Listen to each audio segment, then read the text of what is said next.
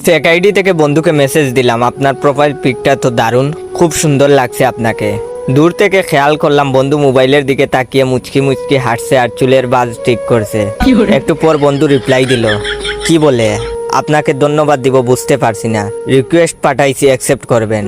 আমি বললাম ভালো কিছুকে তো ভালোই বলতে হবে, এখানে ধন্যবাদ দেওয়ার কি আছে, আর আপনার মতো একজন হ্যান্ডসাম ছেলে আমার ফ্রেন্ড লিস্টে থাকা তো আমার জন্য সৌভাগ্য।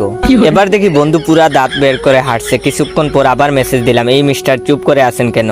সে বলল আপনার প্রোফাইল পিকটা দেখেছিলাম। আমি বললাম তাই নাকি? সে বলল আমি বললাম তো কি দেখেছিলেন?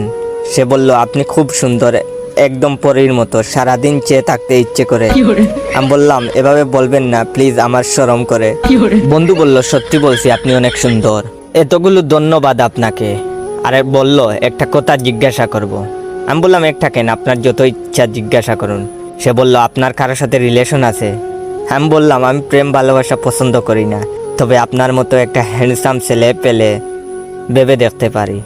এবার দেখি বন্ধু মোবাইলকে কিস করতেছে। আমি ডাটা অফ করে বন্ধুর কাছে গেলাম। বন্ধু আমাকে দেখে গুনগুন করে গান গাইতে শুরু করলো। প্রেম সবারই জীবনে আসে, আমারও জীবনে প্রেম এসেছে, কেউ আমাকে ভালোবেসেছে, কেউ আমাকে ভালোবেসেছে। আমি বন্ধুর গান শুনে হাসি চেপে রেখে বললাম ঘটনা কি দোস্ত, এত খুশি খুশি লাগছে কেন? সে বলল আর বলিস না দোস্ত, আজকাল মেয়েদের জন্য ফেসবুকে ছবি দেওয়াই যায় না, খালি ক্রাশ খায়। আমি বললাম হায় রে আমার কপাল, এত ছবি ফেসবুকে দিলাম, আজ পর্যন্ত কেউ ক্রাশ খাইলো না। ভালো দোস্ত, চালিয়ে যা। সে বলল দুঃখ করিস না দোস্ত, সবাই সব কপাল নিয়ে জন্মায় না। এটা হচ্ছে ভিডিওর প্রথম পার্ট। দ্বিতীয় পার্ট দেখলে হাসতে হাসতে পাগল হয়ে যাবেন। তো দ্বিতীয় পার্ট দেখতে চাইলে আমার এই ভিডিওতে 10,000 লাইক আর 500 কমেন্ট কমপ্লিট করে দাও। 10,000 লাইক আর 500 কমেন্ট বেশি না, 10 জন বন্ধুকে যদি সবাই শেয়ার করে দাও তাহলেই হয়ে যাবে। তো দেরি করছো কেন, শেয়ার করো।